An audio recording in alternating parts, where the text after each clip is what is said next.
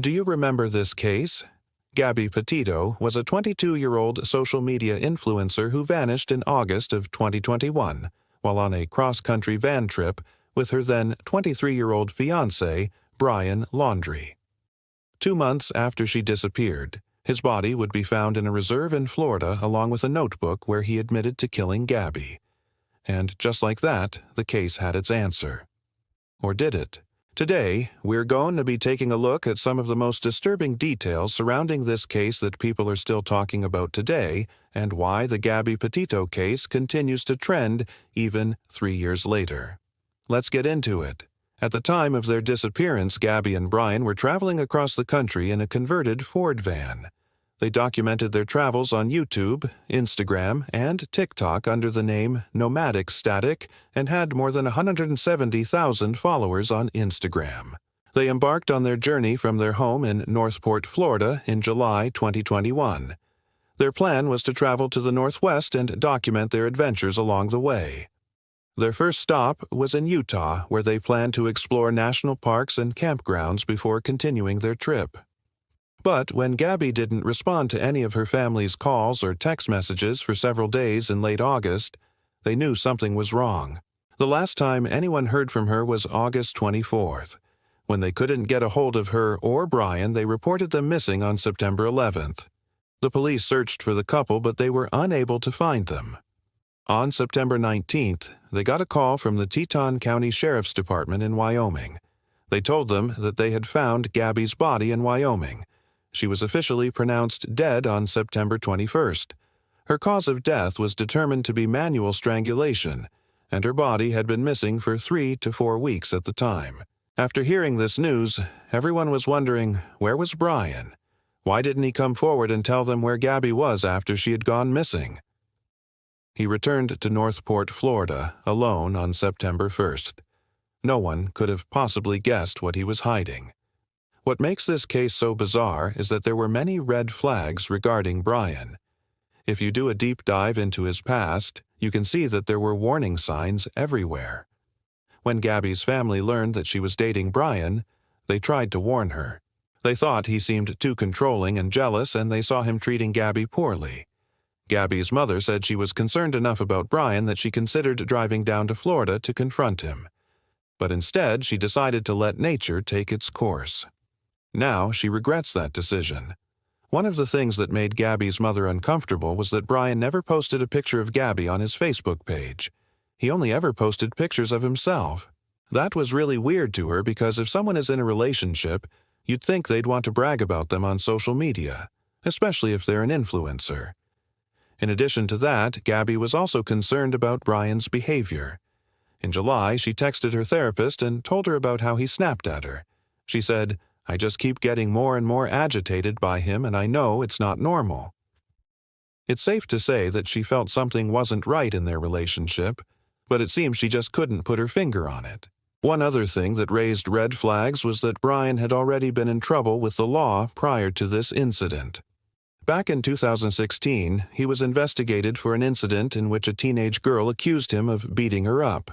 He was arrested, but the charges against him were dropped. And in 2018, he was accused of hitting a woman in the face during a fight. He pled no contest and was sentenced to probation and counseling. These incidents further painted a picture of someone who was capable of violence against women. Even though everyone was saying that something was off about Brian, it's important to mention that they never imagined he would hurt Gabby. Nobody saw it coming until it happened. When Brian returned to his parents' house on September 1st, he was interviewed by police officers about Gabby's whereabouts. At first, he told them that he had no idea that she was missing and that they must have been kidnapped. Later, he claimed that he had no knowledge of her disappearance.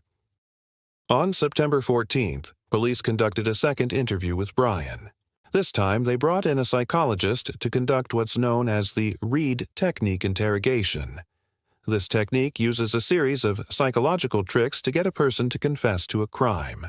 The psychologist asked Brian if he wanted to clear his name, and he responded, "Yes, sir." The psychologist then accused him of lying and said, "You don't want the truth to come out, do you?" Brian denied everything until finally admitting that he had strangled Gabby. He confessed that he had killed her on August 12th during a physical altercation. According to Brian, he had been frustrated with Gabby because she had stolen his food. He said that he walked away from her to calm down, and when he came back, she wouldn't listen to him. He then strangled her. Brian said that he left her body in Wyoming and that he had taken a bus to Northport, Florida. With this new information, authorities went back to Gabby's family and told them that they had found her body. They had it exhumed and performed another autopsy to determine the cause of death.